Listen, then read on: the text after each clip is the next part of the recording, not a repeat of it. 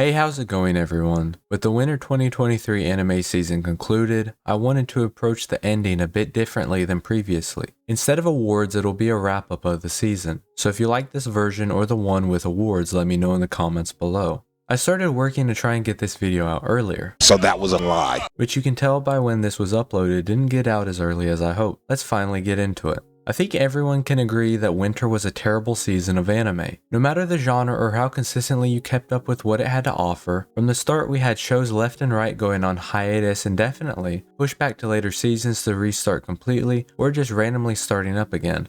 This destroyed so much interest we might have had and makes it so that the shows just fade from our minds. Longtime fans invested from their love of the manga will come back, but for everyone else, the anime gets lost in the stack of ever-growing series that you might have had a connection with or more interest in. It doesn't matter if the problem was with Aniplex production issues, as some speculated, or with the industry taking on too large a workload. I just want to see this handled better in the future. It's not fair at all to the shows. In the wake of the failure of a season, there were some shows that rose to the occasion. One of my favorites was The Angel Next Door Spoils Me Rotten.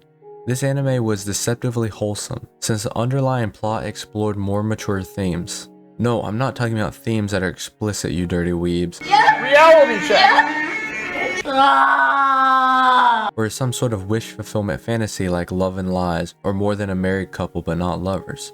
This show is about how to handle traumas to develop meaningful relationships with people. Sure, it doesn't have the most realistic premise. I mean, people's neighbors don't just start cooking meals for them out of nowhere. But I didn't find it diminished the quality of the story. In the same vein, this season was Tomo-chan as a girl. The major difference between the two being it was less focused on the romantic relationship of Tomo and Junichiro, but also spending time navigating friendship dynamics. The interesting question posed to the viewer that the characters had to figure out is their friendship more important than becoming a couple? This anime is a good example that you don't have to always fall for the same cliches. The female love interest doesn't need to be timid or a tsundere. Finishing up the romance of winter was Don't Toy With Me Miss Nagatoro's second season. I don't really have much to say here. Really all I wanted was more of the manga to be adapted well, and that expectation was met. If you still aren't convinced to give this show a watch, all I can say is that this is one of the more wholesome romances out there despite some perceptions of it. And there was Ice Guy and his cool female colleague, which was really just an average show. Animation normally doesn't negatively impact my viewing experience, but the amount of poorly animated eye moments took a lot away from this.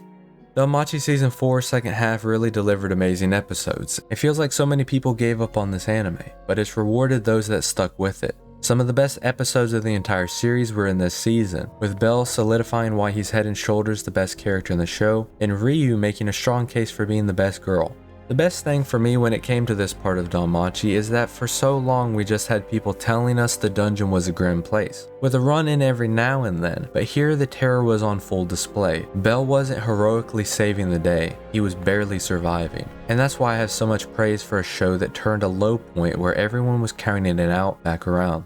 Before going into the season, I had Bungo Stray Dogs as an expected banger. Initially, I felt let down with the fourth season. The start felt very disconnected to the end of the previous one. As the show went on, my immersion returned, and so did the level of quality I've come to expect from one of my favorite shonen anime. Each character's soul was laid bare for the viewers to judge, and the mysterious puppeteers finally got much needed light cast on them. I really came to understand how some of the characters' main motivations developed into what we became familiar with. And to wrap it all up, we got more Dazai doing Dazai things.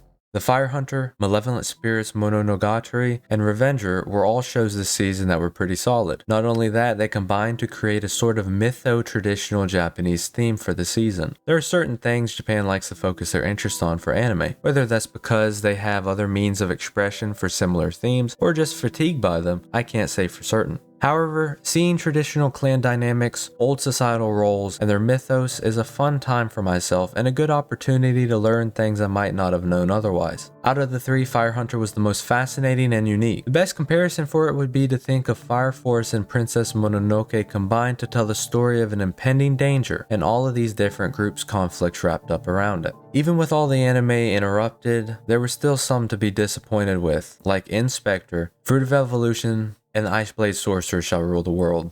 Ice Blade Sorcerer was so generic and lacked any noticeable quality that sticking with the show felt disrespectful to all the anime that it tried to copy things from. I wouldn't be surprised if the creator gave ChatGPT the prompt, create a fantasy anime where the MC is Kirito Light, who's even more boring, and the story takes place at an academy. Then we had Fruit of Evolution, which looking back is something I should have never gave the second season a chance. I thought after the Labyrinth and Black Dragon God part, there might be something decent here. Fruit of Evolution is such an unbelievably hack of an anime, and the best example being episode 7 where it seems to parody every major anime, and do it in the most awful way possible. Not only that, the entire time the show did the most unforgivable thing, and that's flip-flop between multiple different ways of storytelling without a convincing reason. You're not Gintama or Psyche K, you're a bottom-of-the-barrel isekai.